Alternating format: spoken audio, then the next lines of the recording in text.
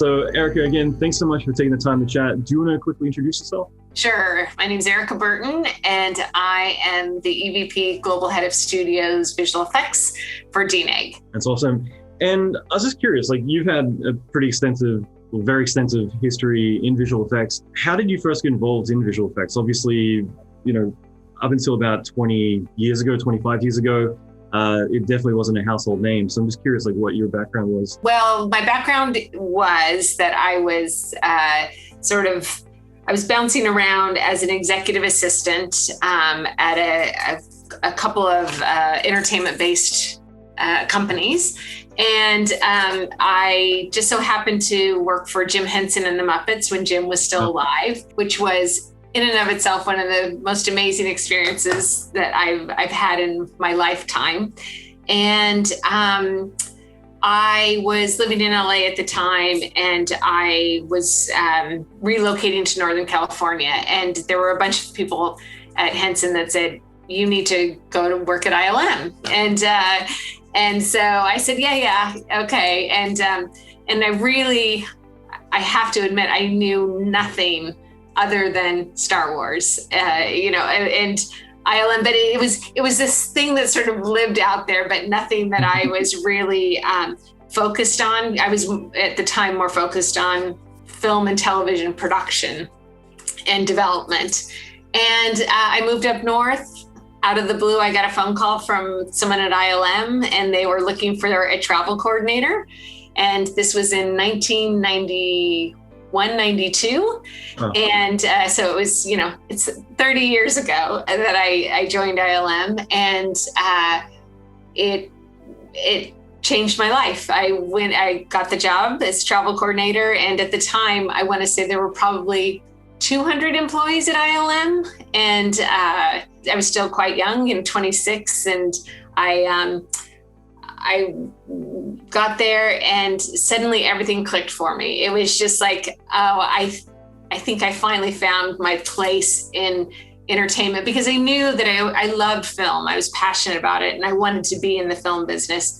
I maybe had like high hopes of being a producer, but I didn't really know the path to get there. And then suddenly to be in this world of visual effects and these amazingly talented, creative people, but yet down to earth, and the passion was just so incredible there. And it suddenly just all of those pieces were clicked in my brain. I'm like, I think this is where I want to be. And that's sort of how I got started in visual effects. And I think being at ILM was almost better than a 4-year education at a major university. It was just the way they taught you to understand visual effects, produce visual effects, from my perspective, in terms of that's my background is in producing. There was nothing like it, nothing better. There was a discipline and a uniformity to everything, and you learn from the bottom up, and so it was just incredible. Mentorship there, they really had it down. Even I still today use some of the things that I learned from there, and I was surrounded by brilliant people that today are still in the industry and or have retired, but everyone was incredibly generous with their time, their knowledge. It was just the best. I love that. I was actually chatting with David Tanaka. He was on the podcast not that long ago, talking about his journey from initially moving to Northern California and starting there, more assisting in editorial. And we've got a lot of mutual friends, as this industry is so tiny. Yeah, I kind of became aware of him because his time at Pixar, he was always organizing all the VES screenings for people to come in on the weekends, things like that. You mentioned before, even today, there's still certain lessons that you got that you still apply or practice now from your time there. I'm curious, like, what were some of the big takeaways? I'm sure there were many, but during your time there, learning and growing as you were working with other people who were, innovating on the industry as well. I think everyone at ILM, they carried themselves with such integrity, and there was a mutual respect. And that alone really solidified this idea that, you could do anything, and that that idea, there was never this thought that you couldn't do something. It was something that everyone was like, okay, that's kind of crazy and that's really hard. We don't know how we're going to do this, but okay, we're going to figure it out. And it was, if it was from an R&D perspective, if it was from a really difficult, challenging show that it just, for whatever reason, just was having a hard time finishing, everyone, it was, okay, we're all in this together. We're all going to put our heads together. We're going to figure out how to do this. And it was such an incredible teamwork there that I think just fundamentally that idea carries with me every step of the way and every day that I approach how business is done. It's like, okay, there's a problem. We're going to solve it. And not any one person can do it alone in this business. It takes a team of people. And I think I learned that core of that from ILM, because that's what everyone was always about there. It wasn't about any one person. I love that. And I'll give you a quick background on me. I started visual effects in about 96, and I was from Australia. I used to nerd out on all the documentaries, which there weren't many back then. There's always ILM, for instance, and DreamQuest and PDI and all these other studios being mentioned. And the one thing that kind of stuck with me is at the end of one documentary, it said, it's one of those not clickbait, one of those generic things that you'll say to wrap up a documentary. So it was just like, with CGI, anything is possible or something like that. So that was always what I'd say to a producer whenever they said, hey, is it possible you could, do something like this? It's like, with CGI, anything's possible.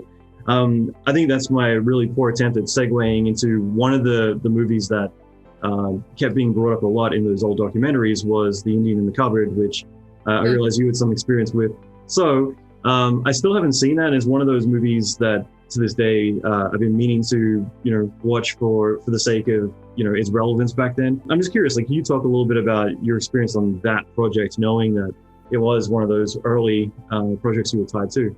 Yeah, it was. A lot of people would look at that and go, that's very cool work, it's great visual effects. But I think that you really have to, if you're in the know and from a technical perspective, it was incredibly difficult to achieve, to make it look as amazing as it did, and from the shooting perspective, so much planning had to go into the 1/24 scale of the characters that sat in the cupboard relative to real life. And so we were on a blue screen stage for 6 months, and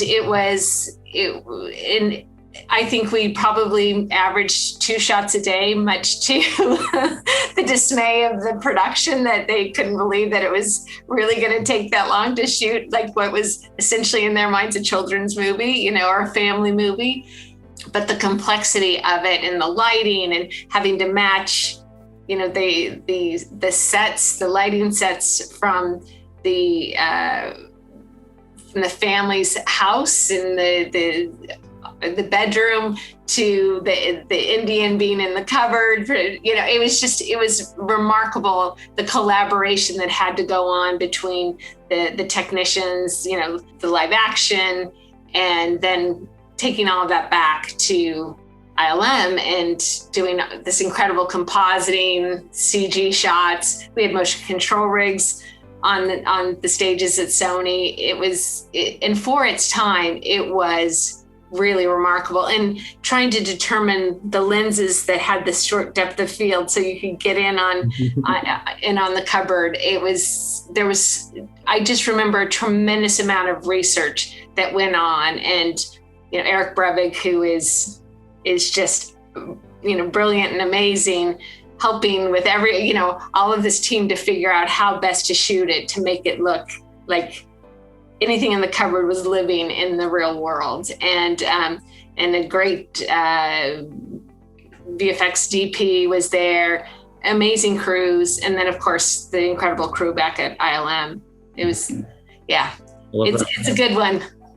I used to nerd out on VFX HQ, which was Todd Vazari's old kind of website back in the day, which would dissect a lot of the making of for a lot of films like Mission Impossible, Men in Black, which I figured I'd touch on. Trust me, I won't go through your whole resume because it's for a very long time. But, I'm like, are you just bringing those up and just because? But yeah, I mean, even back then when, you would have studios like Band from the Ranch who would do a lot of screen burnings, and everyone kind of had their thing. But, I think these days we take a lot of that stuff for granted, how much visual effects work would be involved in some of these, and it's not always the big monster that's on screen. Men in Black was a big visual effects film, but Mission Impossible, a lot of people would just see that as an action film, despite the fact that there was so much visual effects. Just knowing that you're involved in those, but also where things were back then, where visual effects was still a pretty new, challenging time. Like, what was your experience like?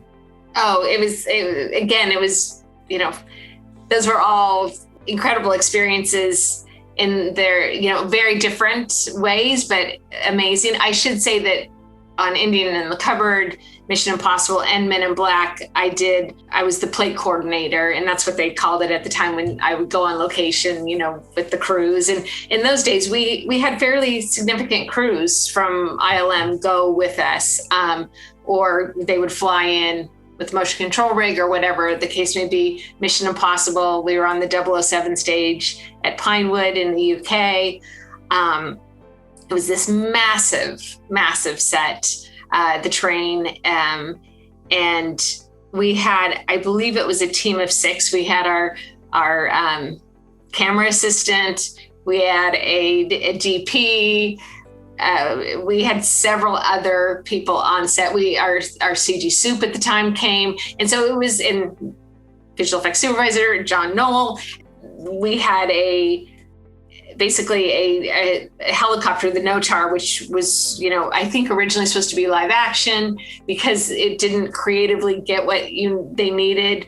And there was some, I believe, if I remember correctly, there were some call outs for the CG Notar, but ultimately, you started to see the transition of where we were getting to the CG aspects as opposed to using practical aspects. But all of the train sequence, it was all shot on the stage. And then we used a lot of live action plates from Scotland, which we went and shot on a train in Scotland countryside with a gyro stabilized camera system. Nice. And for all of that, that was incredible. And then we did the face reveal in motion control passes. So that was sort of in the day where you were just starting to really transition, I think, from using a lot of motion control to starting to really think in the CG world that we could reproduce things,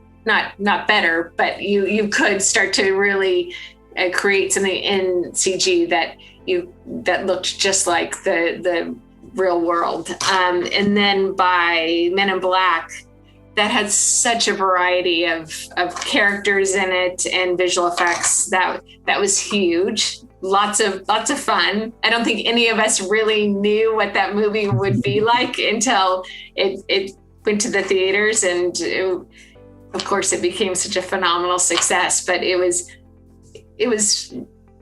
really interesting to be working on that. And at the time, there was the final sequence in the movie. It was supposed to be a practical animatronic bug, and it ultimately wasn't accomplishing what Barry Sonnenfeld really wanted. And I think there was a lot of conversations in and around, can we actually end up doing this in CG? And, a lot of the going back and forth that we see even today when something isn't working practically on set for whatever reason, that how quickly you can now adjust and, for a price, you can create it in CG. And so that, I remember that being a very specific distinction for at least my experience, where suddenly how visual effects was being approached, it was taking it to a whole new level. And that was yet one more progression of going into the fully CG world for a lot of things. Even though we did a lot of on stage practical background plates, that was when you really got into the characters of it and being in CG. So cool. I'm curious too, more for anyone who's not familiar with all the roles in visual effects, as you moved more into a VFX producer role, can you talk a little bit about what that typically involves? Obviously, looking at the script treatment, breaking that down, doing budgets, things like that. But yeah, just what usually you would expect from someone who's in a visual effects producer role. So I became a visual effects producer sort of not through the traditional routes of being a coordinator in the facility. There's usually a natural progression of you start off as a PA and then a coordinator, and there's a lot of different, levels now, PM, line producer, PM, and then a producer. I think just being on set and being around how you actually execute on the front end and how that will affect the back end. I was always conscious of the part of my job was to track the shots, and was it tracking to what we had budgeted versus what's new. And so I was able to really experience that part of it and interacting with the clients a lot. So that gave me that experience of how to say things, when to say them, what to say, because it's a very unique relationship that you build up with the client. And so all of that on-set interaction with the clients allowed me to get that experience to, when I did jump into the producer role, that I was more, I think, able to handle the difficult and complex conversations that went with that because of my experience of watching on set. Filmmakers, you're not always able to achieve what they want, and then not just in a visual effects capacity, but it happens all the time. They're faced with decisions of like, okay, this isn't working, the set doesn't look like we thought it would, and so you're constantly saying, okay, well, we can do this, we can do that. And because I was able to see that, I took that back with me to the facility. And those are always the questions that I have as a producer, in terms of trying to appease the client, but also at the same time, looking at out for the best interests of what's happening at the facility.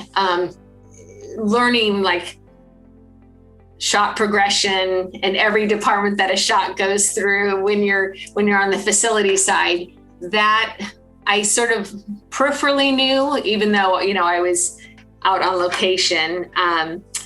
But I had been a PA at ILM, so I watched that shot progression. So I built upon everything that I learned. And so you sort of I was able to get an overall sense of how things are done on location, how you prep, shoot, and then how all of that combines to how you plan post, and then the progression of that. And I think you build on your knowledge and your experience, and over time things change, a little bit, and how work gets done, and how, new software tools allow you to do things faster, and your overlapping of departments, and how not everything is linear, when you go into a studio, and how things are built as far as a schedule. So you just take all of those things that you learn and combine them. And I think that's what makes a really well-rounded producer.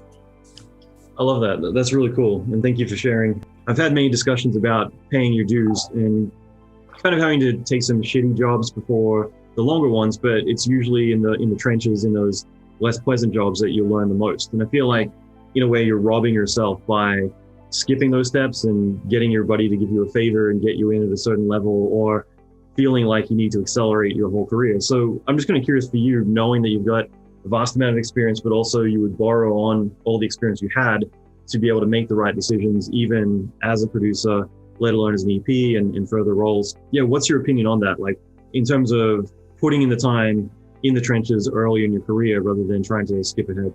Some people might not like this answer. I was actually talking to my 20-year-old nephew last night, because he wants to be in the film business, and he's in film school, and, all of the things that, I think maybe should happen may not be what he wants to have happen, because he wants to be a director right away, so I understand that. But For me, I feel like you don't have to stay in any one thing doing that job for years and years and years. But I do think it makes a huge difference if you be it an artist that goes to a lead to a supervisor, or a PA to a coordinator to a PM. You kind of have to know everyone's job once you get up into that leadership role.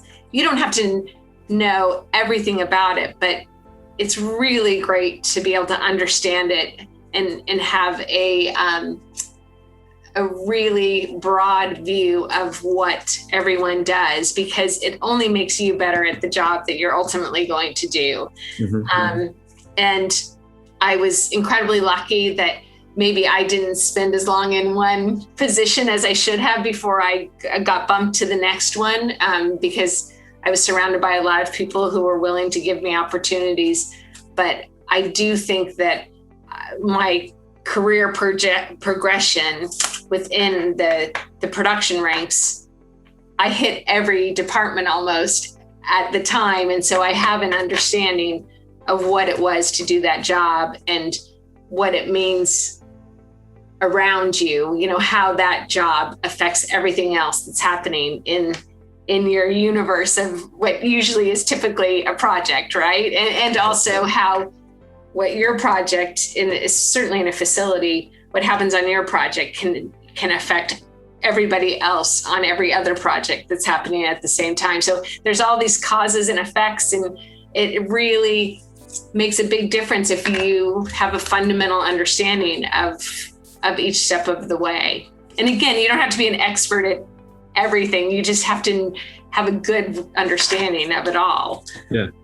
It's kind of like you need to know where things are coming from and where they're going to, because that way you're always considerate of how to prepare things for the next person, as well as how to ask for things from the previous person. So. Totally. Yeah. And I mean, the most amazing thing about working in this industry, and particularly in visual effects, is you never stop learning, because it's always changing, and so even when you do have done all of these jobs, it still doesn't mean that you know everything, just because it's constantly evolving, and there's new things happening every day, and that's what keeps you on your toes too as well. That's right. I'm curious too, do you have any advice for people in how to focus more on building relationships in their career? I'm fairly innately a very shy person, and I think that I'm not one of those people. The networking thing and trying to know people, it's like I don't think I do that well at all. But I think that for me, what I always have tried to do is whatever job I do, I try to do my best at it, and I give it my all. And I have been fortunate to have been recognized for, I think, my hard work. And I who knows if it's a intelligence or lack thereof, but I think it's the really hard work, and I'm very dedicated, and I think that has always served me well in terms of the people that I have met through that. Like every job that I have ever had, and every transition and change in my world has come through having worked with someone at some point that I somehow passed through their life, or they passed through mine. And it was like, hey, are you interested in this? Yeah, we worked together a couple of years ago and I thought of you, and so that's sort of how my career has evolved. And anything in terms of what I would pass on for anyone is that you just show up and you work really, really hard and do the best that you can. And I would say 99% of the time you're going to be rewarded for that. Mm-hmm. That's great. I think it's so important. Sometimes it is, literally putting in the work and putting in the time. And just as you said with experience as well, it all accumulates.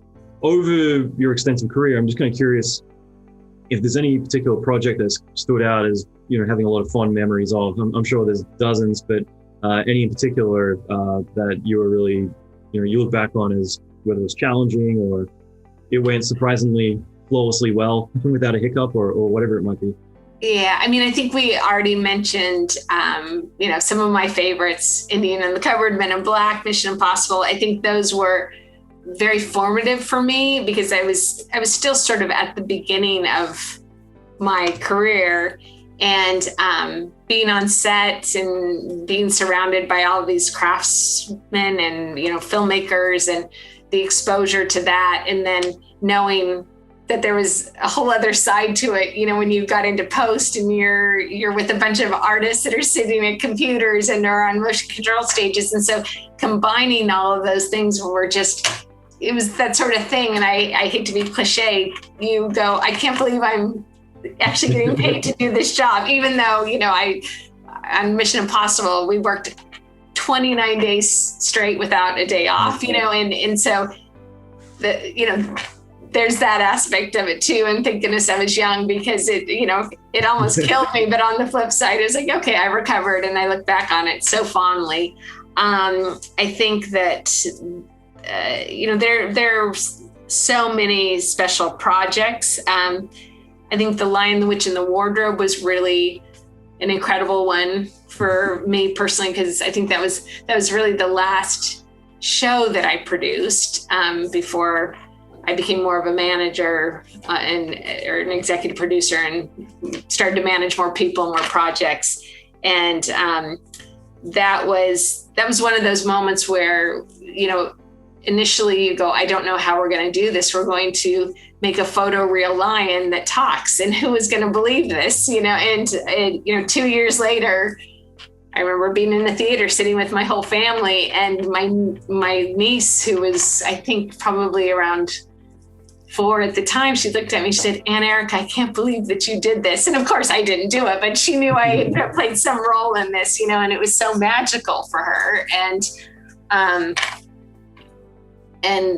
I think the work still holds up beautifully. And it was a very special time. I spent 2 years with that crew at R&H, and you can't help but form very strong and deep friendships and relationships with people that you literally probably spend more time with than anyone else. That's right. And so that was quite special. And just, the work, I think still, like I said, is just beautiful.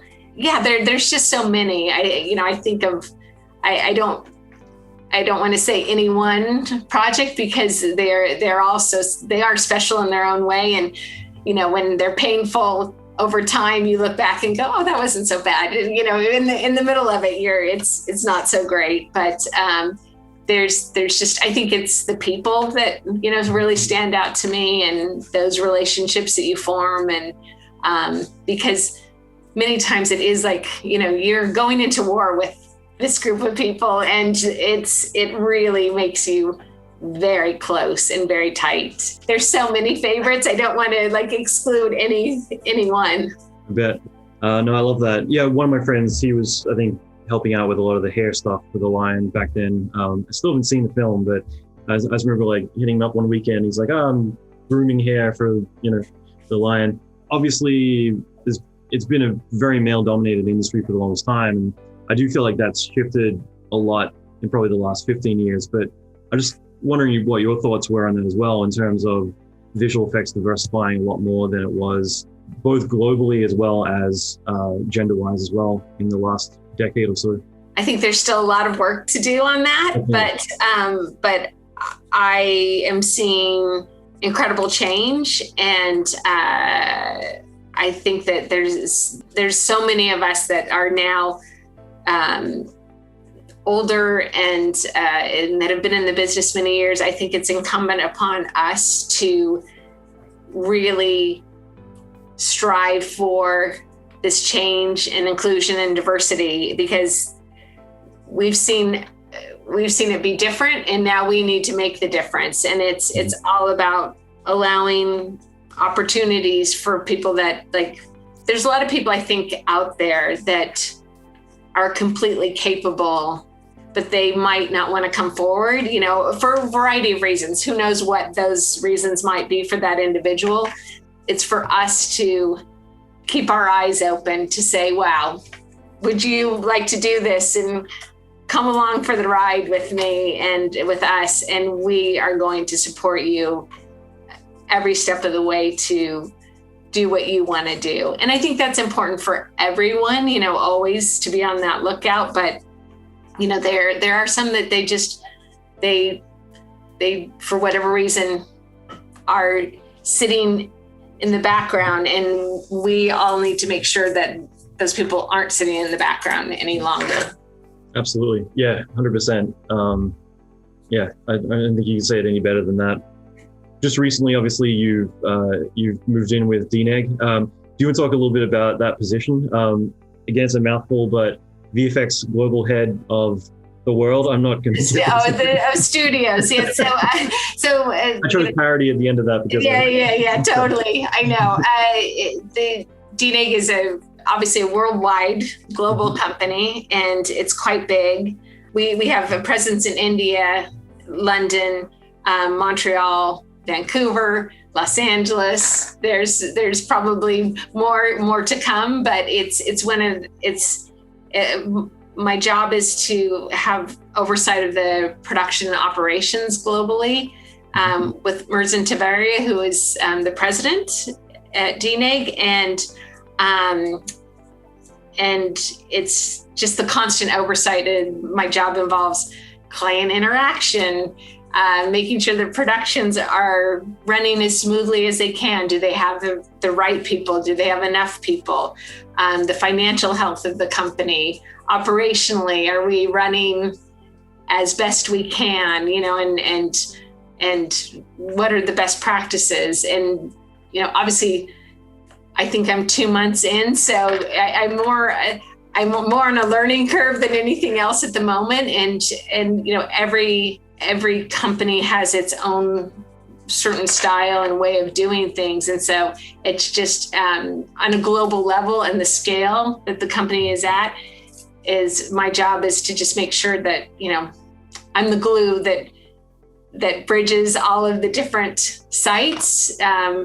Because as you can only imagine, having been in this business with different time zones and, all sorts of things that are happening, you want to make sure that communication is as good as it can be, because that's such a key and critical component to how a company runs well, and ideally standardizing as many practices as you can, so that whatever you see happening in Vancouver, you will go to Montreal and you see basically the same thing. Now, everything can't be the same because there are differences, but as much as you can make things similar, that helps everybody to do their jobs better and to understand how the company is run.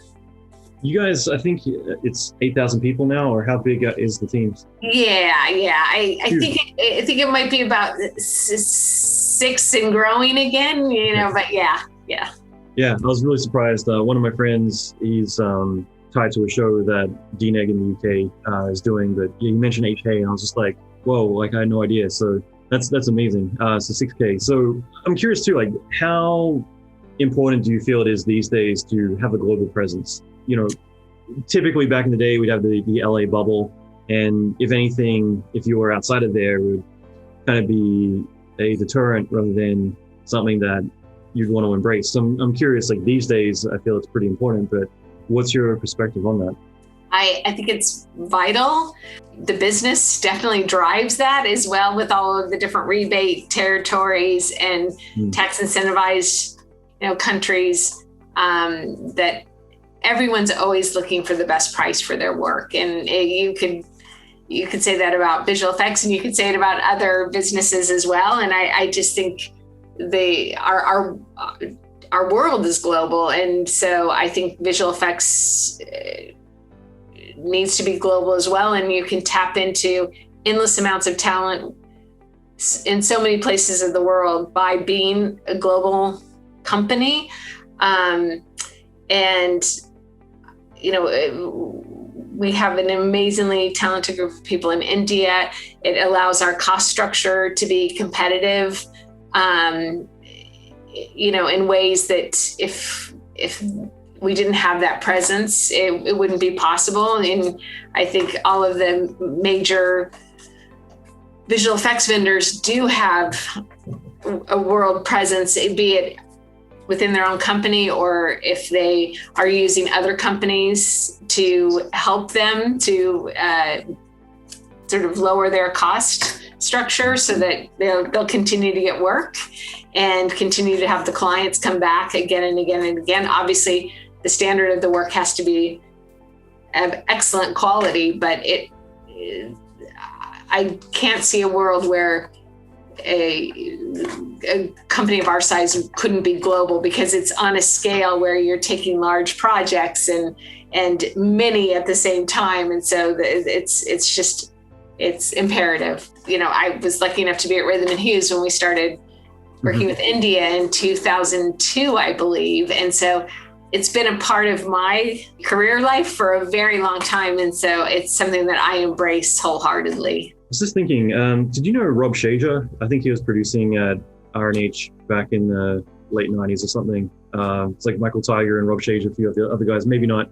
Oh, I got there in 2002, so they may have left by then, but yeah. I think it was at New Line at that point, yeah. So I was just curious because I remember he was telling me about R&H and initially how when they were beginning to branch out into setting up an Indian office, because I believe R&H was one of the first to realize there's so much untapped talent down there.